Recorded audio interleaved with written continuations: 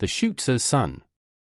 A soothsayer when on his deathbed wrote out the horoscope of his second son, whose name was Gangazara, and bequeathed it to him as his only property, leaving the whole of his estate to his eldest son.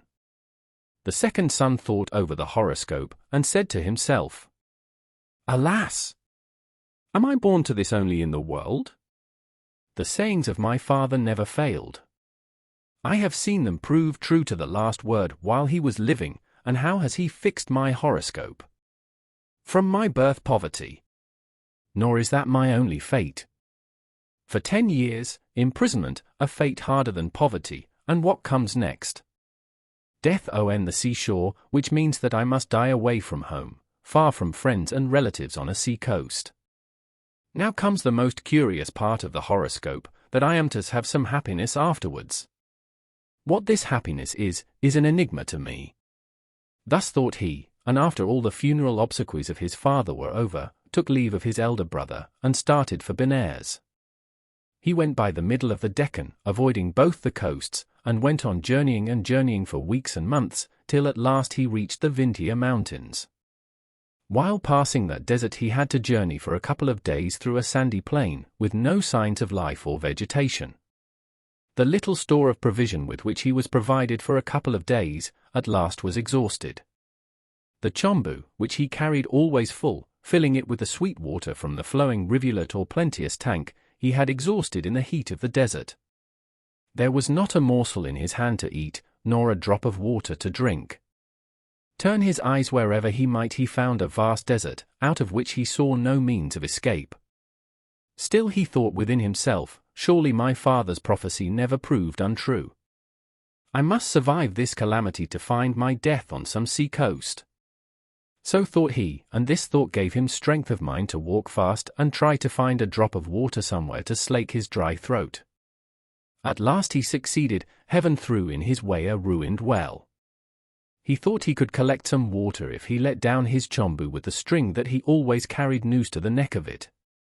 Accordingly he let it down, it went some way and stopped, and the following words came from the well: "Oh, relieve me. I am the king of tigers, dying here of hunger. For the last 3 days I have had nothing. Fortune has sent you here. If you assist me now you will find a sure help in me throughout your life. Do not think that I am a beast of prey. When you have become my deliverer I will never touch you. Pray, kindly lift me up." Gangazara thought, "Shall I take him out or not? If I take him out he may make me the first morsel of his hungry mouth. No, that he will not do. For my father's prophecy never came untrue. I must die on a sea coast, and not by a tiger." Thus thinking, he asked the Tiger King to hold tight to the vessel, which he accordingly did, and he lifted him up slowly. The tiger reached the top of the well and felt himself on safe ground. True to his word, he did no harm to Gangazara. On the other hand, he walked round his patron 3 times, and standing before him, humbly spoke the following words: "My life-giver, my benefactor. I shall never forget this day, when I regained my life through your kind hands. In return for this kind assistance I pledge my oath to stand by you in all calamities. Whenever you are in any difficulty just think of me. I am there with you ready to oblige you by all the means that I can. To tell you briefly how I came in here, 3 days ago I was roaming in yonder forest, when I saw a goldsmith passing through it. I chased him. He, finding it impossible to escape my claws, jumped into this well, and is living to this moment in the very bottom of it. I also jumped in, but found myself on the first ledge of the well. He is on the last and 4th ledge. In the second lives a serpent half-famished with hunger. On the third lies a rat, also half-famished, and when you again begin to draw water these may request you first to release them. In the same way the goldsmith also may ask you. I beg you, as your bosom friend, never assist that wretched man, though he is your relation as a human being. Goldsmiths are never to be trusted. You can place more faith in me, a tiger, though I feast sometimes upon men, in a serpent, whose sting makes your blood cold the very next moment, or in a rat, which does 1,000 pieces of mischief in your house. But never trust a goldsmith. Do not release him, and if you do, you shall surely repent of it one day or other." Thus advising, the hungry tiger went away without waiting for an answer. Gangazara thought several times of the eloquent way in which the tiger spoke and admired his fluency of speech. But still his thirst was not quenched. So he let down his vessel again, which was now caught hold of by the serpent, who addressed him thus: "Oh, my protector! Lift me up. I am the king of serpents, and the son of Adisisha, who is now pining away in agony for my disappearance. Release me now.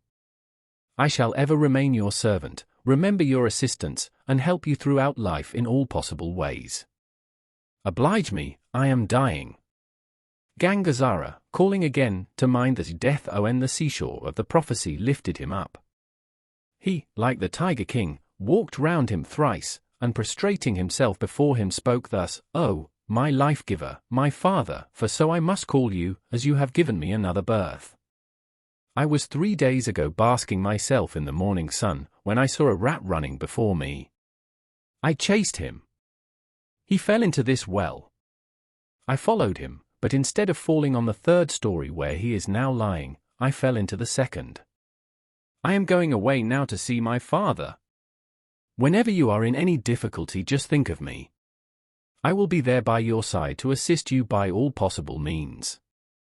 So saying, the Nogaraja glided away in zigzag movements, and was out of sight in a moment. The poor son of the soothsayer, who was now almost dying of thirst, let down his vessel for a 3rd time. The rat caught hold of it, and without discussing he lifted up the poor animal at once. But it would not go away without showing its gratitude. "Oh, life of my life! My benefactor! I am the king of rats. Whenever you are in any calamity, just think of me. I will come to you, and assist you." My keen ears overheard all that the Tiger King told you about the goldsmith, who is in the 4th story. It is nothing but a sad truth that goldsmiths ought never to be trusted. Therefore, never assist him as you have done to us all. And if you do, you will suffer for it. I am hungry, let me go for the present." Thus taking leave of his benefactor, the rat, too, ran away. Gangazara for a while thought upon the repeated advice given by the 3 animals about releasing the goldsmith. What wrong would there be in my assisting him? Why should I not release him also? So thinking to himself, Gangazara let down the vessel again. The goldsmith caught hold of it, and demanded help. The soothsayer's son had no time to lose, he was himself dying of thirst. Therefore he lifted the goldsmith up, who now began his story.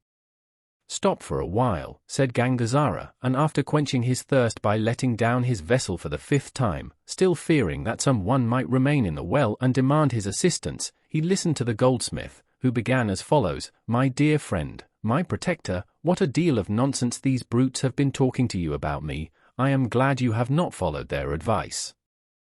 I am just now dying of hunger. Permit me to go away. My name is Manikasari. I live in the East Main Street of Ujjaini, which is 20 kos to the south of this place and so lies on your way when you return from Benares. Do not forget to come to me and receive my kind remembrances of your assistance on your way back to your country." So saying, the goldsmith took his leave, and Gangazara also pursued his way north after the above adventures. He reached Benares, and lived there for more than 10 years, and quite forgot the tiger, serpent, rat, and goldsmith. After 10 years of religious life, thoughts of home and of his brother rushed into his mind. "I have secured enough merit now by my religious observances. Let me return home." Thus thought Gangazara within himself, and very soon he was on his way back to his country. Remembering the prophecy of his father, he returned by the same way by which he went to Benares 10 years before. While thus retracing his steps, he reached the ruined well where he had released the 3 brute kings and the goldsmith. At once the old recollections rushed into his mind, and he thought of the tiger to test his fidelity. Only a moment passed, and the Tiger King came running before him carrying a large crown in his mouth, the glitter of the diamonds of which for a time outshone even the bright rays of the sun.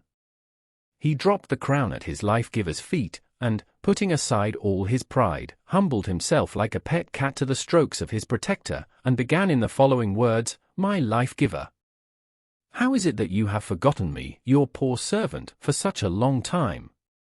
I am glad to find that I still occupy a corner in your mind. I can never forget the day when I owed my life to your lotus hands. I have several jewels with me of little value. This crown, being the best of all, I have brought here as a single ornament of great value, which you can carry with you and dispose of in your own country." Gangazara looked at the crown, examined it over and over, counted and recounted the gems, and thought within himself that he would become the richest of men by separating the diamonds and gold, and selling them in his own country. He took leave of the Tiger King, and after his disappearance thought of the kings of serpents and rats, who came in their turn with their presents, and after the usual greetings and exchange of words took their leave. Gangazara was extremely delighted at the faithfulness with which the brute beasts behaved, and went on his way to the south. While going along he spoke to himself thus, "These beasts have been very faithful in their assistance. Much more, therefore, must Manikasari be faithful. I do not want anything from him now. If I take this crown with me as it is, it occupies much space in my bundle. It may also excite the curiosity of some robbers on the way. I will go now to Ujjaini on my way. Manikasari requested me to see him without failure on my return journey. I shall do so, and request him to have the crown melted, the diamonds and gold separated. He must do that kindness at least for me. I shall then roll up these diamonds and gold ball in my rags, and wend my way homewards." Thus thinking and thinking, he reached Ujjaini. At once he inquired for the house of his goldsmith friend, and found him without difficulty. Manikasari was extremely delighted to find on his threshold him who 10 years before, notwithstanding the advice repeatedly given him by the sage-looking tiger, serpent, and rat, had relieved him from the pit of death. Gangazara at once showed him the crown that he received from the Tiger King, told him how he got it, and requested his kind assistance to separate the gold and diamonds. Manikasari agreed to do so, and meanwhile asked his friend to rest himself for a while to have his bath and meals, and Gangazara, who was very observant of his religious ceremonies, went direct to the river to bathe. How came the crown in the jaws of the tiger? The king of Ujjaini had a week before gone with all his hunters on a hunting expedition. All of a sudden the Tiger King started from the wood, seized the king, and vanished. When the king's attendants informed the prince about the death of his father, he wept and wailed, and gave notice that he would give half of his kingdom to anyone who should bring him news about the murderer of his father. The goldsmith knew full well that it was a tiger that killed the king, and not any hunter's hands, since he had heard from Gangazara how he obtained the crown. Still, he resolved to denounce Gangazara as the king's murderer, so, hiding the crown under his garments, he flew to the palace. He went before the prince and informed him that the assassin was caught, and placed the crown before him. The prince took it into his hands, examined it, and at once gave half the kingdom to Manikasari, and then inquired about the murderer. "He is bathing in the river, and is of such and such appearance," was the reply.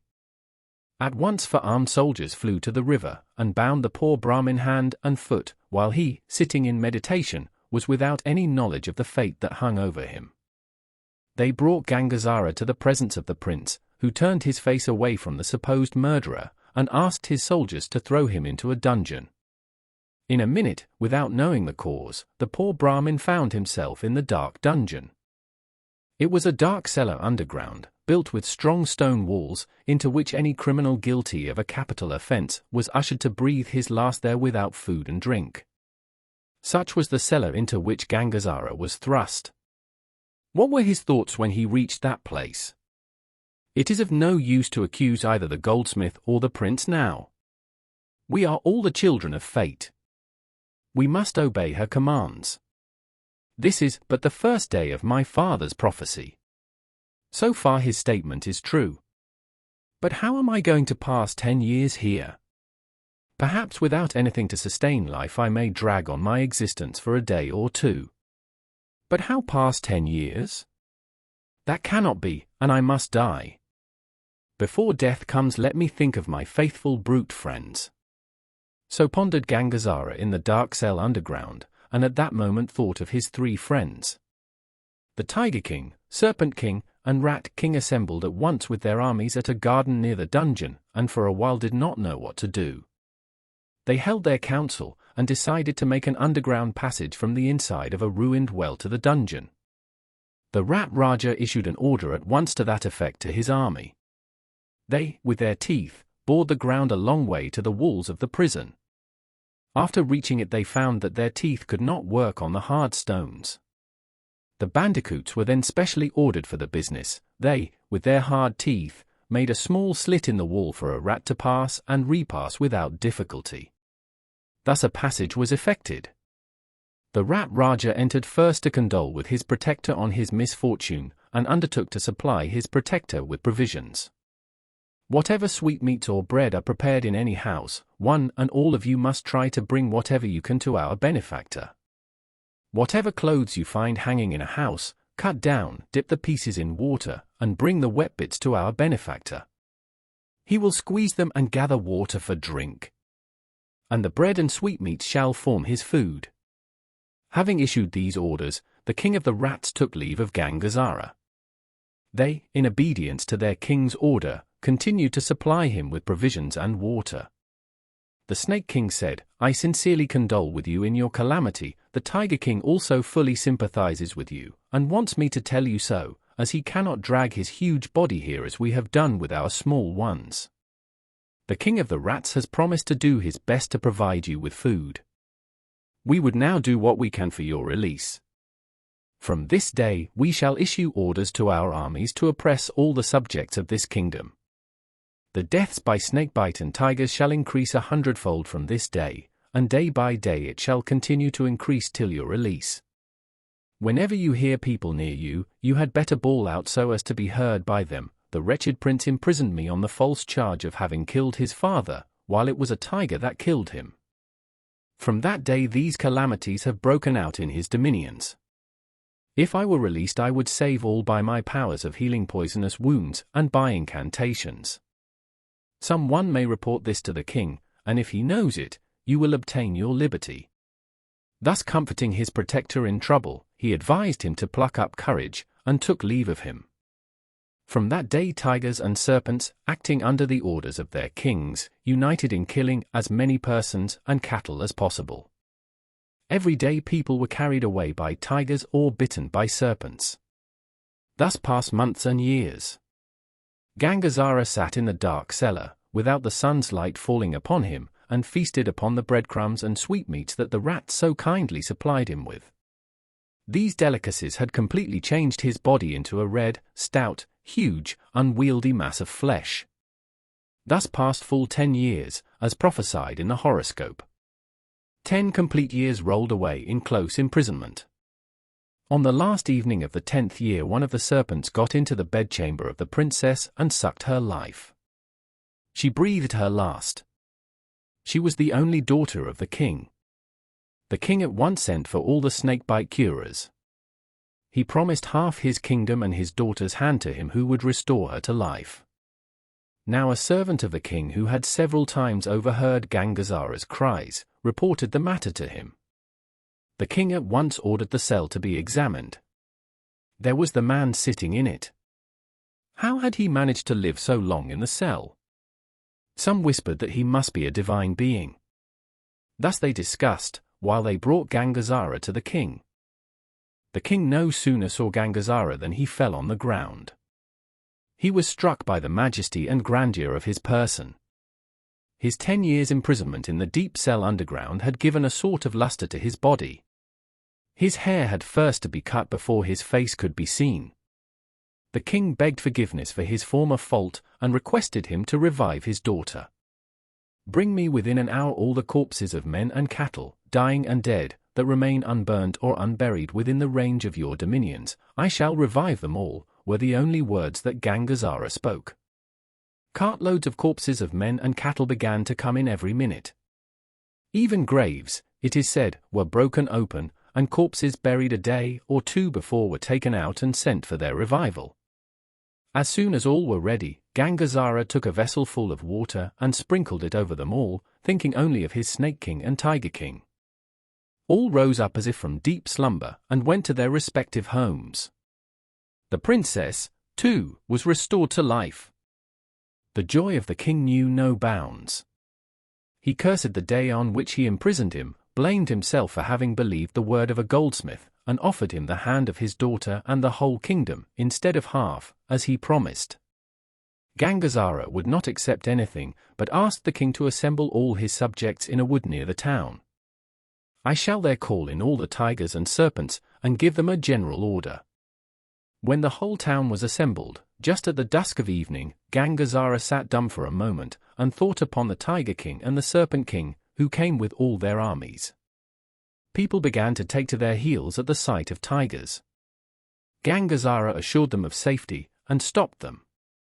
The grey light of the evening, the pumpkin colour of Gangazara, the holy ashes scattered lavishly over his body, the tigers and snakes humbling themselves at his feet, gave him the true majesty of the god Gangazara. For who else by a single word could thus command vast armies of tigers and serpents, said some among the people. Care not for it, it may be by magic. That is not a great thing. That he revived cartloads of corpses shows him to be surely Gangazara, said others. Why should you, my children, thus trouble these poor subjects of Ujjaini? Reply to me, and henceforth desist from your ravages. Thus said the soothsayer's son, and the following reply came from the king of the tigers: Why should this base king imprison your honor, believing the mere word of a goldsmith that your honor killed his father? All the hunters told him that his father was carried away by a tiger. I was the messenger of death sent to deal the blow on his neck. I did it, and gave the crown to your honor. The prince makes no inquiry, and at once imprisons your honor. How can we expect justice from such a stupid king as that? Unless he adopt a better standard of justice, we will go on with our destruction. The king heard, cursed the day on which he believed in the word of a goldsmith, beat his head, tore his hair, wept and wailed for his crime, asked 1,000 pardons, and swore to rule in a just way from that day. The Serpent King and Tiger King also promised to observe their oath as long as justice prevailed, and took their leave. The goldsmith fled for his life. He was caught by the soldiers of the king, and was pardoned by the generous Gangazara, whose voice now reigned supreme. All returned to their homes. The king again pressed Gangazara to accept the hand of his daughter. He agreed to do so, not then, but some time afterwards. He wished to go and see his elder brother first, and then to return and marry the princess. The king agreed, and Gangazara left the city that very day on his way home. It so happened that unwittingly he took a wrong road, and had to pass near a sea coast. His elder brother was also on his way up to Benares by that very same route. They met and recognized each other, even at a distance. They flew into each other's arms. Both remained still for a time, almost unconscious with joy. The pleasure of Gangazara was so great that he died of joy. The elder brother was a devout worshipper of Ganesha. That was a Friday, a day very sacred to that god. The elder brother took the corpse to the nearest Ganesha temple and called upon him. The god came, and asked him what he wanted. My poor brother is dead and gone, and this is his corpse. Kindly keep it in your charge till I finish worshipping you. If I leave it anywhere else, the devils may snatch it away when I am absent worshipping you. After finishing the rites, I shall burn him. Thus said the elder brother, and, giving the corpse to the god Ganesha, he went to prepare himself for that deity's ceremonials. Ganesha made over the corpse to his gunners, asking them to watch over it carefully. But instead of that, they devoured it. The elder brother, after finishing the puja, demanded his brother's corpse of the god. The god called his gunners, who came to the front blinking, and fearing the anger of their master. The god was greatly enraged. The elder brother was very angry. When the corpse was not forthcoming, he cuttingly remarked, "Is this, after all, the return for my deep belief in you? You are unable even to return my brother's corpse." Ganesha was much ashamed at the remark. So he, by his divine power, gave him a living Gangazara instead of the dead corpse. Thus was the second son of the soothsayer restored to life. The brothers had a long talk about each other's adventures. They both went to Ujjaini, where Gangazara married the princess, and succeeded to the throne of that kingdom. He reigned for a long time, conferring several benefits upon his brother. And so the horoscope was fully fulfilled.